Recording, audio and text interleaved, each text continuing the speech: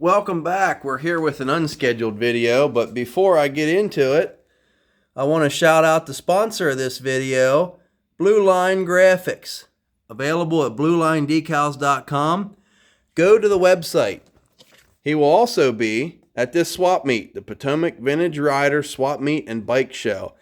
He sent me these over to advertise for him, and I'm going to promote the holy heck out of it because he's the guy you want to see. Right there. And I will say he sells on eBay, but he strongly recommends, and it is financially beneficial for you, to go to bluelinedecals.com. Know what I'm saying?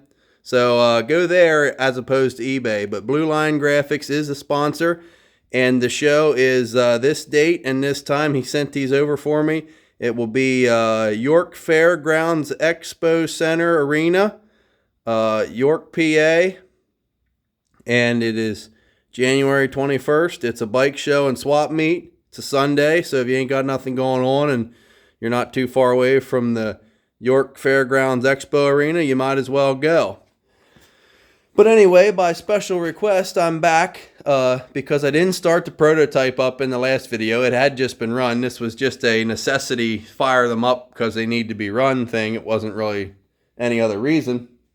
But back by special request, we're going to fire this one up. Now, first, a lot of people tell me to go to Dean Sundahl to get this thing verified and whatnot. And on my behalf, a few people have contacted Dean.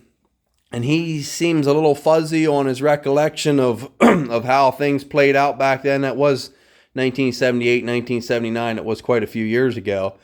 And in previous videos, I did say how I kind of found it odd that they would have their star riders operate in a test unit where they could potentially get hurt and be out of the races. But according to some of the episodes of the ATV Talk YouTube and podcast that I strongly recommend you go watch, Mike Coe did do some stuff, and he knew about some testing and Wax and Dean and all of them. So they were kind of there.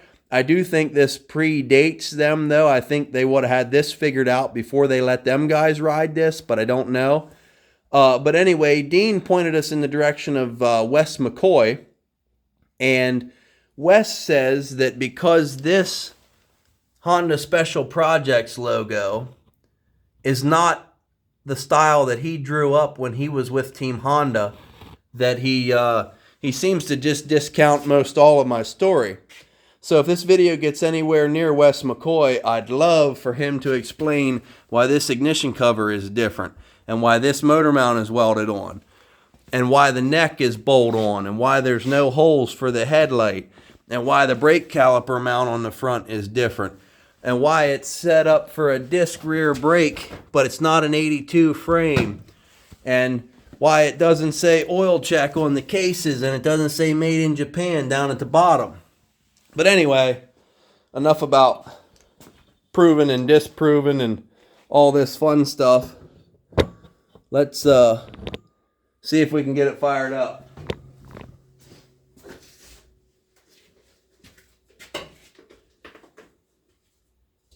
Safety first.